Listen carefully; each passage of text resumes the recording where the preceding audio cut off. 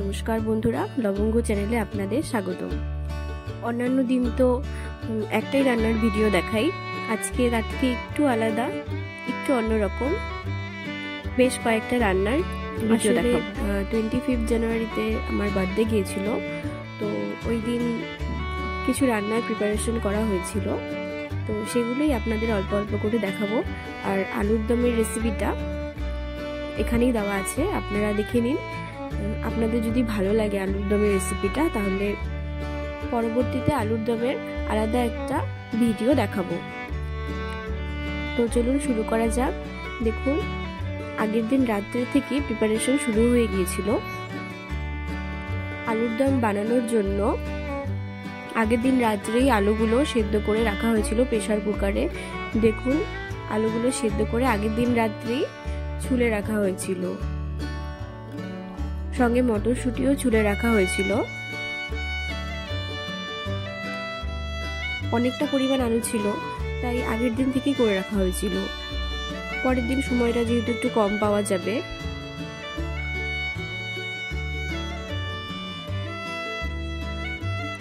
ওইদিকে দাদা রান্নাঘরে আবার মাংসের প্রিপারেশন করছিল, মাংসগুলোকে মেখে রেখে দিয়েছিল। আর মাংসের পেঁয়াজ রসুন, আলুর দমের পেঁয়াজ রসুন এগুলো সব কেটে রাখছিল। দেখুন, এখানে মটরশুঁটিগুলো ছাড়িয়ে রাখা হয়েছিল, আর এখানে দাদা পেঁয়াজ রসুন আদা আলু এগুলো সব কেটে রাখছিল মাংসের আর আলুর দমের। পরের দিন সকালে দেখুন, মিষ্টান্নটা সবার আগে করে নেওয়া হয়েছিল। মিষ্টান্নটা গুড় দিয়েছিল। গুড়ের পায়েস কিন্তু রেসিপি আমাদের চ্যানেলে দেওয়া আছে, আপনারা চাইলে দেখে নিতে পারেন। দেখুন, একদম এরকমই একটা গুড়ের পায়েসের রেসিপি দেওয়া আছে, আপনারা দেখে নেবেন। বিশ্বাস করবেন না, এই মিষ্টান্নটা যে কি টেস্টি হয়েছিল। দেখুন, সেদিন আলু অল্প ছিল দেখে আবার পরের দিনও আলু আনা হয়েছিল। পরের দিন আবার জলপাই আলু আনা হয়েছিল। আগের দিন গোল আলুগুলো আনা হয়েছিল, পরের দিন জলপাই আলু এনে ওগুলোকে সেদ্ধ করে আবার ছুলছিল বাবা।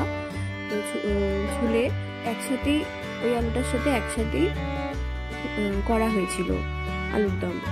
এখানে প্লেটে করে মা আমার জন্য মিষ্টান্ন তুলে রাখছিল, আর বাটিতে বাটিতে বেড়ে রাখছিল, কারণ পরে মানে খুব সুন্দর লেয়ার পরে উপরে বাটিতে বেড়ে রাখলে। এইদিকে আলুর দম রান্না হওয়ার জন্য মশলা তৈরি করে নিচ্ছিল মা। এখানে সম্ভবত 5 ফোড়ন ছিল, এই মশলা ঠিক আমার মনে নেই। আপনারা যদি আলুর দমের রেসিপিটা আবার দেখতে চান, তাহলে আমাকে কমেন্ট করে জানাবেন। আমি অন্য আরেকটা ভিডিওতে আলুর দমটা একদম প্রথম থেকে শেষ অবধি ভালো করে দেখাতে পারবো। এখানে আলুর দমের জন্য সর্ষের তেলের মধ্যে শুকনো লঙ্কা ফোড়ন দেওয়া হয়েছিল, আর এখানে 5 ফোড়ন ফোড়ন দিচ্ছিল মা। প্রথমে যে মশলাটা কুটে নেওয়া হলো, ওটা কিন্তু রোস্ট করা মশলা, শুকনো করাতে।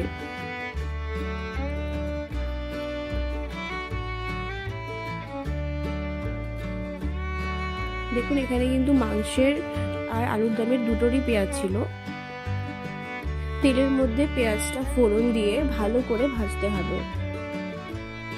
আপনারা পরিমাণ মতোই দেবেন। তার সঙ্গে পেঁয়াজের সঙ্গে দেখুন রসুনও দিয়ে দিয়েছিল কয়েক কোয়া। এরপর ভালো করে ভাজবেন। আর এইদিকে হচ্ছে ছুলে রাখা আলুগুলো ও পেঁয়াজের মধ্যে এরপরে মটরশুঁটি দিয়ে দেওয়া হয়েছিল। মটরশুঁটি দিয়ে কম আঁচে ভাজতে হতো।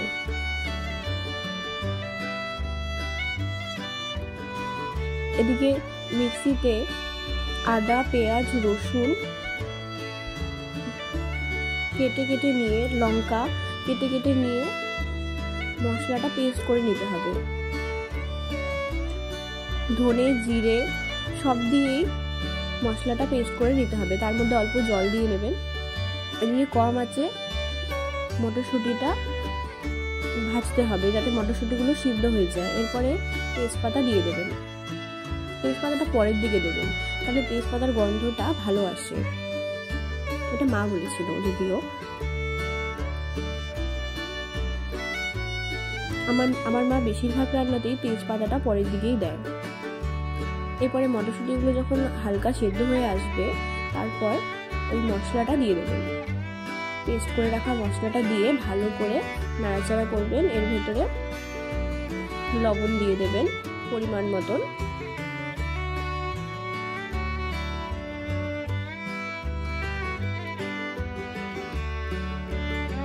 এরপর হলুদ দিয়ে দেওয়া হয়েছিল, দিয়ে ভালো করে নাড়তে হবে।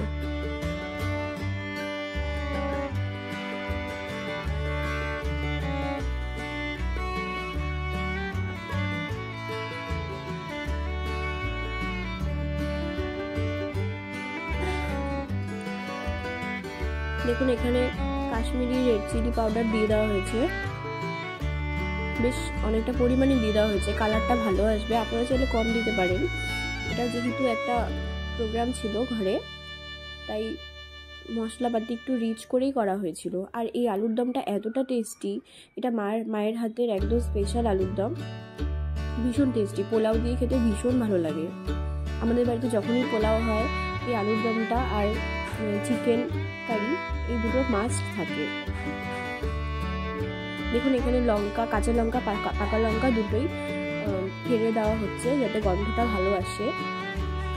বাটাতে কিন্তু বেশি লঙ্কা দেওয়া হয়নি, আপনারা দেখতেই পেলেন বেশ কয়েকটা লঙ্কা দেওয়া হয়েছিল। আর চিড়ে বা ফেলে এই লঙ্কাগুলো দেওয়া হয়েছে বেশ কয়েকটা,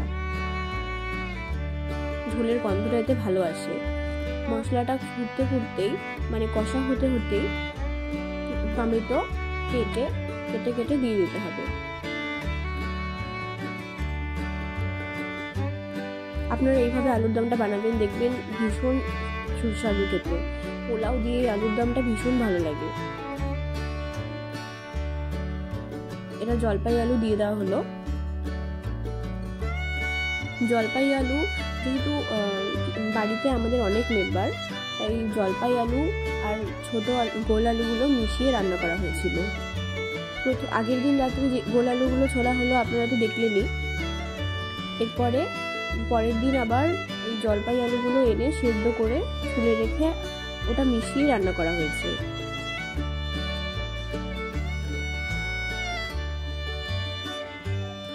দুটো আলু যে দুরকম স্বাদ, এরকম একদমই খারাপ লাগবে না খেতে, ভালো লাগে, যথেষ্ট ভালো লাগে। আপনারা করে দেখবেন। আপনারা চাইলে দুটো আলু মিশিয়েও করতে পারেন, আবার যে কোনো একটা আলু দিয়েও করতে পারেন। তবে গোল আলু দিয়ে এই আলুর দমটা খেতে বেশি ভালো লাগে। দেখুন মা এখানে গরম মশলা দিয়ে দিচ্ছিল। গরম মশলাটা একদম শেষে দেয়নি, নামানোর বেশ অনেকক্ষণ আগেই দিয়েছিল গরম মশলাটা। এদিকে দেখুন পোলাওয়ের চালটা ধুয়ে রাখার জন্য মা প্যাকেট থেকে নামিয়ে নিচ্ছিল। এই চালটা গোবিন্দভোগ চাল। এই সব গোবিন্দভোগ চাল কিন্তু একরকম গন্ধ হয় না। কিছু কিছু গোবিন্দভোগ চাল আছে যেগুলোর গন্ধ খুবই স্ট্রং হয়। এই গোবিন্দভোগ চালটা সেরকম গন্ধটা খুবই স্ট্রং। পোলাও রান্নালে এটার গন্ধে সারা ঘর মম করে। আপনারা যখন কিনবেন বাজার থেকে অবশ্যই প্রচণ্ড ফ্লেভারফুল গোবিন্দভোগ চালটা কিনবেন। কিছু কিছু গোবিন্দভোগ চাল আছে গন্ধটা একদমই স্ট্রং না, সেটা দেখে কিনবেন। গন্ধটা যেটা স্ট্রং সেটাই কিনবেন। এটার খুব সুন্দর গন্ধ। যত ভালো গোবিন্দভোগ চাল আর ঘিয়ের গন্ধ যত ভালো হবে তত পোলাও সুন্দর গন্ধ হবে। দেখুন এইদিকে কুটে রাখা মশলাটা মানে রোস্ট করা মশলাটা যে কুটে রাখা হয়েছিল সেটা একদম শেষে দিয়ে দিতে হবে। শেষে দিয়ে আলুর দমটাকে ভালোভাবে নাড়তে হবে। এই মশলাটার জন্য আলুর দমটার আলাদাই একটা টেস্টি। আপনারা যদি চান আমাকে কমেন্ট করে জানাবেন, আমি পরবর্তীতে যখন মা আলুর দম রাঁধবে তখন পুরোটা ভালোভাবে ভিডিও করে দেখাবো। এখানে যেহেতু সবগুলোই অল্প অল্প করে দেখানো হয়েছে, তাই অতটা ভালো করে আলুর দমটা এক্সট্রাভাবে ভিডিওটা ভালোভাবে হয়নি, কিছু কিছু জিনিস মিস হয়ে গেছে। তো আপনারা চাইলে বলবেন, তাহলে অবশ্যই আবার আরেকটা ভিডিও বানাবো। এদিকে দেখুন শেষে ধনেপাতা দিয়ে দেওয়া হয়েছিল। আর আলুর দমটা যেহেতু অনেকটা মানে শুকিয়ে আসছিল, খেয়াল করেনি এতগুলো রান্নার মধ্যে, তাই শেষে অল্প একটু গরম জল দিয়ে দেওয়া হয়েছে। অল্প একটু গরম জল দিয়ে কিছুক্ষণ নাড়ালেই আপনারা বুঝতেই পারবেন না, কোনো অসুবিধা হবে না। যদি বেশি শুকিয়ে যায় আলুর দম, অল্প একটু গরম জল দিয়ে দিতে পারেন, তাহলে আপনারা বুঝতেই পারবেন না যে পরবর্তীতে এটাতে জল দেওয়া হয়েছিল। দেখুন আলুর দম উঠিয়ে রাখছে, অনেকগুলো আলুর দম ছিল তাই ওই হাতায় করে উঠিয়ে রাখছে। এতগুলো ছিল, এখানে দেখতে কম লাগছে কিন্তু এটা অনেকটা বড় কড়াই। অর্ধেকটা এখানে উঠিয়ে রাখা হয়েছে, একটা পাত্রেই আটেনি, দুটোর মতো পাত্রে উঠিয়ে রাখা হয়েছিল। আপনারা অবশ্যই এরকম করে আলুর দমটা বাড়িতে রাখবেন, দেখবেন ভালো লাগবে খেতে। পোলাও দিয়ে খাবেন, ভীষণ সুস্বাদু। গরম মশলাটা কিন্তু আগে দেবেন আর ওই কুটে রাখা মশলাটা শেষে দেবেন।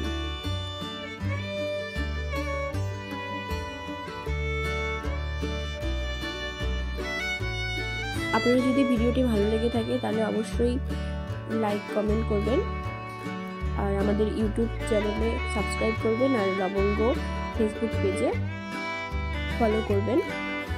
দেখুন এখানে রাতের বেলা মাংসটা রান্না করা হচ্ছিল, এই মাংসটা এত দুর্দান্ত টেস্টি হয়েছিল, দাদা রেখেছিল, মানে ভীষণ টেস্টি মাংস হয়েছিল, একদম পাঁঠার মাংসের মতো লাগছিল খেতে। যে মাংসটা খেয়েছে প্রত্যেকেই বলেছে মাংসটা ভীষণ টেস্টি হয়েছিল। এখানে পোলাও রাখা হয়েছিল একটা আলাদা পাত্রে। পোলাওটা কিন্তু একবারে করা হয়নি, অনেকগুলো চাল যেহেতু তাই আস্তে আস্তে পোলাওটা 3-4 বারে করে এই বড় পাত্রের মধ্যে মেশানো হয়েছিল। এটা কিন্তু চিনির পোলাও। আর এখানে দেখুন মাংসটা ভীষণ টেস্টি হয়েছিল, একদম বিয়ে বাড়ির মতন। শেষে আপনাদের সাথে বার্থডের কয়েকটা মুহূর্ত শেয়ার করলাম, কেমন লাগলো জানাবেন। ধন্যবাদ।